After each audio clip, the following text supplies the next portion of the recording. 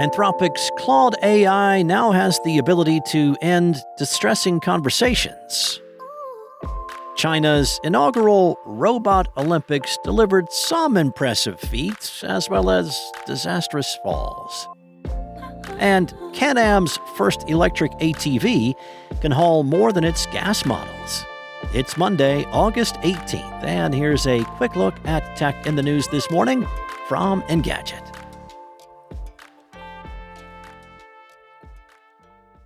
Anthropic's latest feature for two of its Claude AI models could be the beginning of the end for the AI jailbreaking community. The company announced in a post on its website that the Claude Opus 4 and 4.1 models now have the power to end a conversation with users. Now, according to Anthropic, this feature will only be used in rare, extreme cases of persistently harmful or abusive user interactions. To clarify, Anthropic said those two Claude models could exit harmful conversations like requests from users for sexual content involving minors and attempts to solicit information that would enable large-scale violence or acts of terror. With Claude Opus 4 and 4.1, these models will only end a conversation as a last resort when multiple attempts at redirection have failed and hope of a productive interaction has been exhausted. However, Anthropic claims most users will not experience Claude cutting a conversation short, even when talking about highly controversial topics, since this feature will be reserved for extreme edge cases. Now, in the scenarios where Claude ends a chat, users can no longer send any new messages in that conversation, but can start a new one immediately. Anthropic added that if a conversation is ended, it will not affect other chats, and users can even go back and edit or retry previous messages to steer towards a different conversational route. For Anthropic, this move is part of its research program that studies the idea of AI welfare.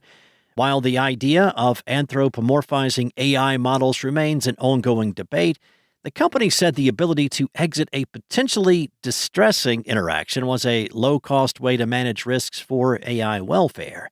Anthropic is still experimenting with this feature and encourages its users to provide feedback when they encounter such a scenario.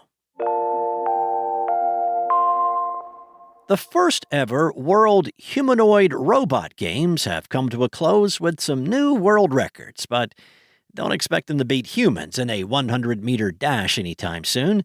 The three-day robotics event in Beijing that saw humanoid robots compete in everything from boxing to cleaning concluded this weekend.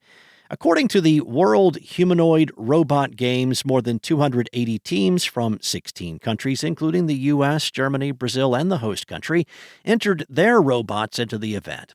A majority of the teams came from universities, but several teams came from established robotics companies like Unitree and Fournier Intelligence.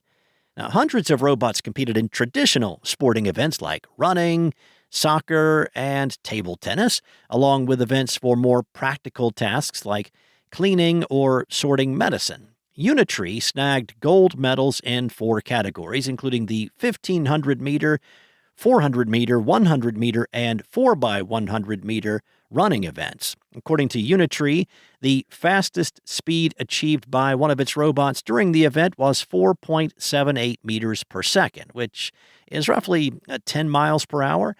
In the 100-meter sprint, Unitree boasted a 33.71-second time, and that is nowhere near the human world record holder Usain Bolt's time of 9.58 seconds. Which was achieved back in 2009. Most teams took this event as an opportunity to showcase the abilities of their designs, while also stress testing their robots in a competitive environment.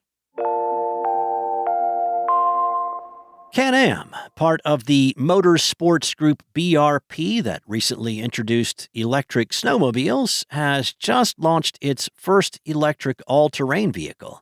The Outlander Electric is designed to be whisper quiet for chores like herding or hunting, but it can actually tow more than its gas-powered counterparts thanks to the high level of torque. Powered by BRP's modular Rotax e-Power drivetrain, the Outlander Electric makes up to 47 horsepower and 53 foot-pounds of torque, the latter of which is substantially more than any of the company's ICE-powered ATVs. As a result, the electric model offers 1,830 pounds of towing capacity, the most of any ATV.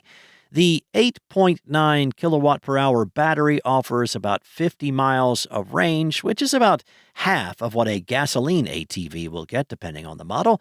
It can be charged from around 20% up to 80% in about 50 minutes using a level 2 charger. Other features include selectable ride modes, depending on whether you're trail riding or towing some items around your ranch, 12 inches of clearance, and a 2-speed transmission. However, the key benefit that Can-Am is touting is the lack of noise due to the liquid cooling system, optimized suspension, and special tires. Now, with that, the Outlander Electric is less likely to spook farm animals or wildlife, making it a pretty good option for farmers, hunters, and park rangers. The Can-Am Outlander Electric ATV is now available from dealers and Can-Am's website, starting at $13,000.